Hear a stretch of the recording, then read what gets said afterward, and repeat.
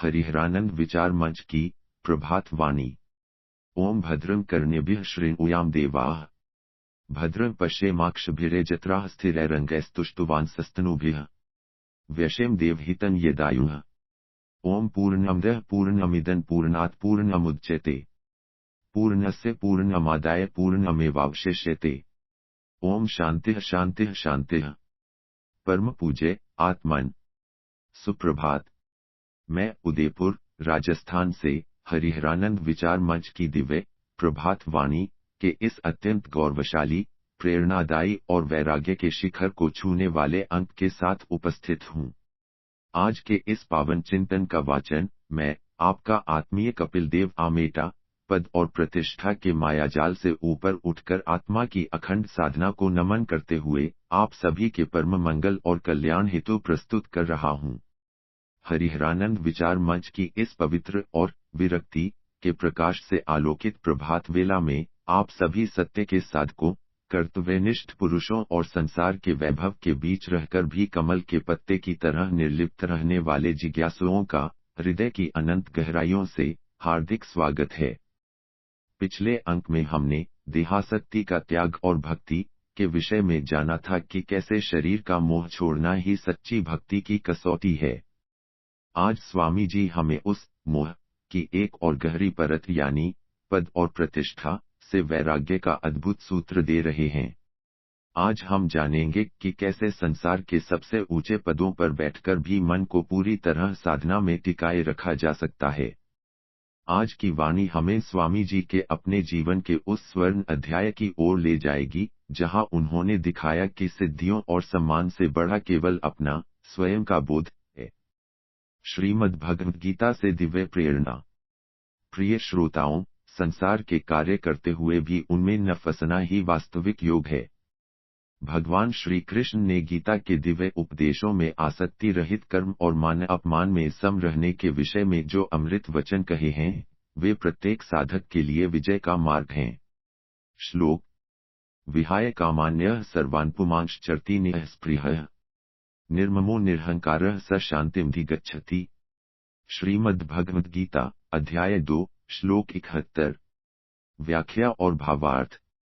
इस अत्यंत गहन और वैराग्य को पुष्ट करने वाले श्लोक में योगेश्वर श्री कृष्ण कहते हैं कि जो मनुष्य संपूर्ण कामनाओं को त्याग कर ममता रहित, अहंकार रहित और स्परिहार रहित, इच्छा रहित होकर विचरण करता है, वही परम शांति को प्राप्त होता है। यहाँ भगवान निर्ममो और निरहंकार होने की बात कह रहे हैं। श्री कृष्ण समझाते हैं कि पद और प्रतिष्ठा अहंकार को बढ़ाते हैं, लेकिन जो साधक इन पदों को केवल एक उत्तरदायित्व मानता है और मन से उनमें आसक्त नहीं होता, वही वास्तव में विरक्त है। पद आते हैं और चले जाते हैं, पर आत्मा की शांति स्थिर रहती है। जो ऊंचे पदों पर रहकर भी स्वयं को केवल एक निमित्त मानता है, उसे ही परमात्मा की प्राप्ति होती है। आज का हमारा दोहा इसी पद प्रतिष्ठा से वैराग्य और साधना की विशिष्टता को स्वामी जी के अमृतमयी शब्दों में अभिव्यक्त करता है। दोहा, पद प्रतिष्ठा से वैराग्य। अब हम पूज्य स्वामी जी की दिव्य वाणी से निकली हरिहरानंद दोहावली के इस पावन सूत्र को अपने जीवन में धारण करेंगे। दोहा पाठ। एकलिंगजी, पुष्कर में कीन्हों महंत पदवास। विभूति, कहत साधना, यही मार्ग है खास। भावार्थ। यह दोहा स्वामी जी के स्वयं के जीवन की उस जीती जागती मिसाल को प्रस्तुत करता है, जिसे सुनकर हृदय श्रद्धा से भर जाता है। स्वामी जी ने मेवाड़ के अधिपति और आराध्य श्री एकलिंगजी तथा तीर्थराज पुष्कर के ब्रह्मा मंदिर जैसे अत्यंत प्रतिष्ठित और गरिमामयी महंत पदों को सुशोभित किया था। ये ऐसे पद थे जहां अपार मान सम्मान, प्रभाव और प्रतिष्ठा थी। किंतु स्वामी जी कहते हैं कि उनके लिए ये बाहरी पद और प्रभाव साधना के मार्ग में केवल कुछ पड़ाव मात्र थे। उनकी वास्तविक निष्ठा और उनका पूरा ध्यान सदैव अपनी आंतरिक साधना में ही लगा रहा। यह दोहा हमें यह महान शिक्षा देता है कि संसार में रहते हुए और बड़े से बड़े पदों का निर्वहन करते हुए भी मन से विरक्त रहना और अपनी साधना को न छोड़ना ही वास्तविक साधना का खास विशिष्ट मार्ग है। दोहे की व्याख्या और आध्यात्मिक विश्लेषण। प्रिय आत्मन, इस दोहे में छिपे हुए वैराग्य के रहस्यों को आइए मैं, कपिल देव आमेटा, अत्यंत विस्तार और गहराई के साथ आपके समक्ष विश्लेषित करता हूँ। एक प्रतिष्ठित पदों का निर्वहन, कर्तव्य की ऊंचाई। स्वामी जी ने मेवाड़ के राजसी वैभव से जुड़े एक लिंगजी मंदिर और जगत के एकमात्र ब्रह्मा मंदिर पुष्कर के महंत पद को स्वीकार किया। इसका अर्थ है कि वे कर्म से कभी नहीं भागे। उन्होंने इन महान पदों की मर्यादा का पूरी गरिमा के साथ पालन किया।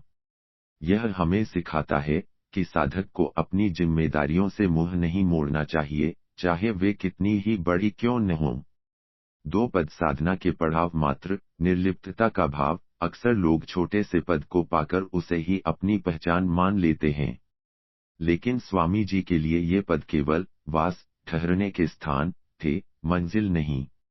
वे जानते थे कि महंत का पद शरीर के लिए है, पर आत्मा का पद तो केवल साधना से मिलता है। जब पद और प्रतिष्ठा आपको छू नहीं पाते, तभी आप वास्तव में साधना की ऊंचाई पर होते हैं।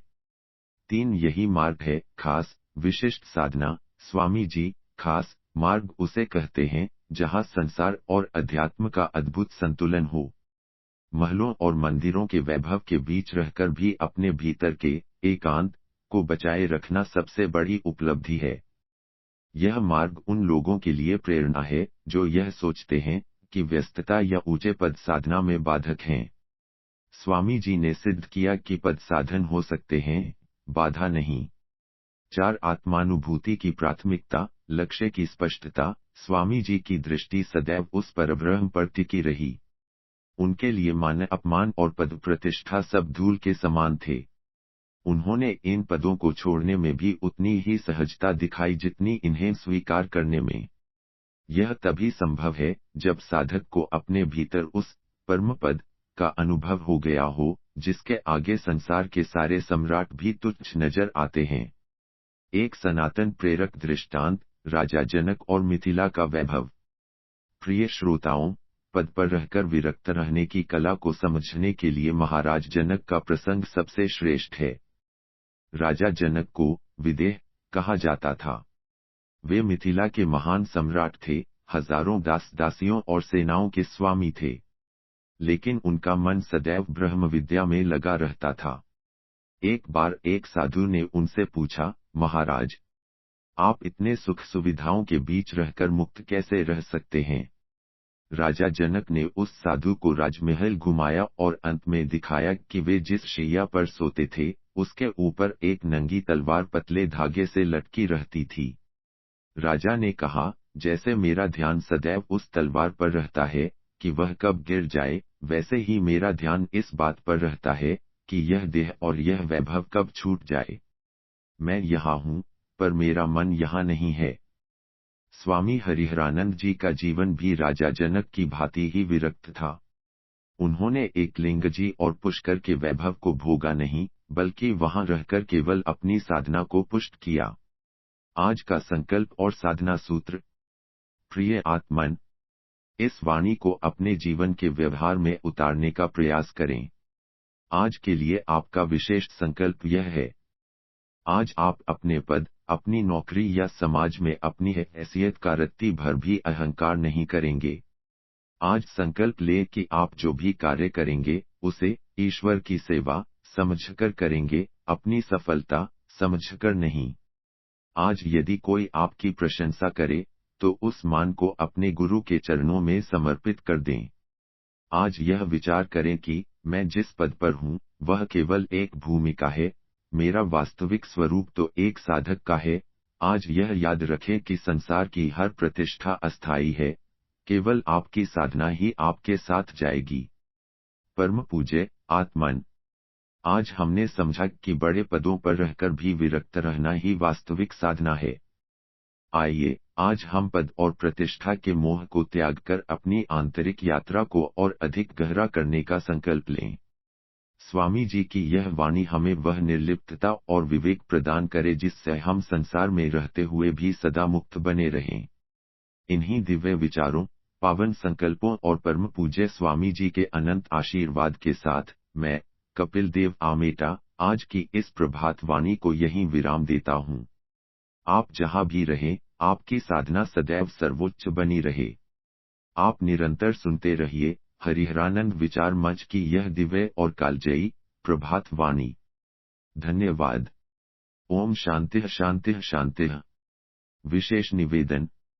प्रिय श्रोताओं, यदि स्वामी जी के ये वैराग्य और साधना के सूत्र आपके जीवन को नई दिशा दे रहे हैं, तो हमारा आपसे एक विनम्र निवेदन है। हमारे हरिहरानंद विचार मंच चैनल को अभी सब्सक्राइब करें ताकि अध्यात्म और वैराग्य का यह प्रकाश आपके जीवन में बना रहे। यदि आज की यह पद प्रतिष्ठा से वैराग्य की चर्चा आपको प्रेरणादायी लगी हो, तो वीडियो को लाइक अवश्य करें। कमेंट बॉक्स में साधना ही सर्वोपरि है या जय एकलिंग जी लिखकर अपनी श्रद्धा व्यक्त करें। इस पावन संदेश को अपने मित्रों और परिजनों के साथ शेयर करें ताकि वे भी संसार के पदों के बीच अपनी आत्मा को खोजना सीख सकें। आपका एक साझाकरण किसी को पद के अहंकार से मुक्त कर साधना के मार्ग पर ला सकता है।